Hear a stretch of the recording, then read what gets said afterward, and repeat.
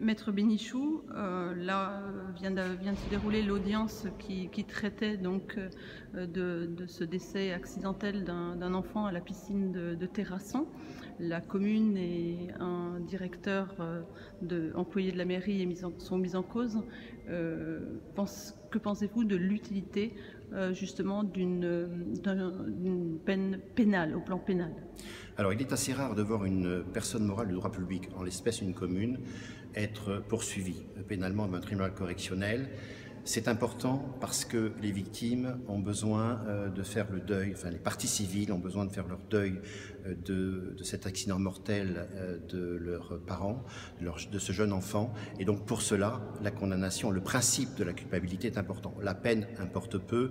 Ensuite, tout se réglera au niveau des intérêts civils, vous l'avez compris, devant la juridiction administrative, puisque nous sommes face à une personne morale de droit public. Il me semble qu'il y a eu des manquements manifestes dans le cadre de l'entretien et des travaux de cette piscine de Terrasson qui ont eu lieu qu'en 1995, et vous avez bien compris que c'est cette rupture de grille, simple grille de ventilation mise sur une bombe de fond d'aspiration qui a entraîné malheureusement cet accident mortel.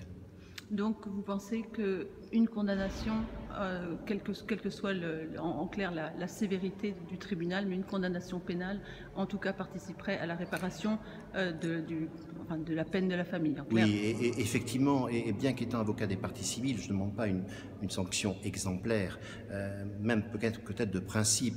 Derrière la commune, il y a un maire dont il faut reconnaître qu'il a fait beaucoup pour sa ville, qui est un homme qui s'est fait lui-même et qui est tout à fait respectable. Et c'est pas l'homme qui est en cause, loin de là, c'est juste la fonction, évidemment, de représentant de la commune. Et c'est à ce titre-là que nous avons souhaité poursuivre pénalement la commune, peu important, encore une fois, la peine qui sera prononcée, qui sera essentiellement une peine d'amende. En tout état de cause, c'était une audience éprouvante pour les deux parties. Oui, éprouvante mais digne.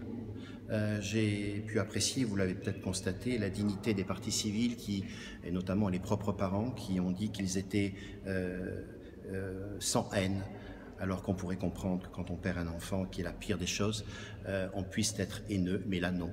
Et donc c'est cette dignité que le président a soulignée à la clôture des débats, qui doit être retenue, parce que au-delà de tout, lorsque on est face à ce genre de drame, dans un état de droit, il y a fort heureusement des lois qui sont là pour protéger ceux qui subissent ces accidents mortels.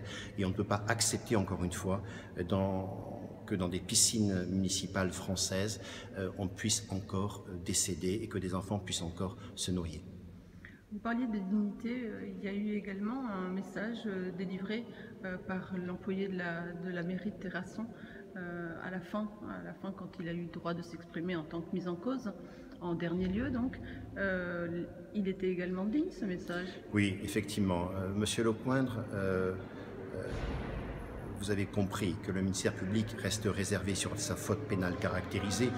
Je partage d'ailleurs assez cette position-là, nonobstant la position que j'ai prise dans ma plaidoirie. Je crois que j'en entendais pas moins d'un directeur de service technique. C'est un père de 4 enfants, vous l'avez entendu, et qui effectivement peut se mettre à la place de ses parents.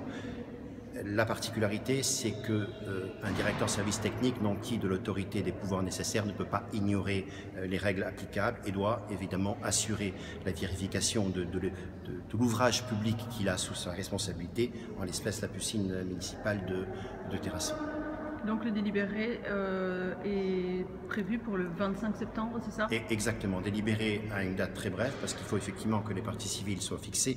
Encore une fois, elles ont un travail de deuil à faire. La décision va y participer. Et ensuite, ce n'est qu'un premier stade, puisque vous l'avez compris, nous aurons un recours à faire devant le tribunal administratif de Bordeaux pour l'indemnisation des parties civiles. Je vous remercie, maître. Merci.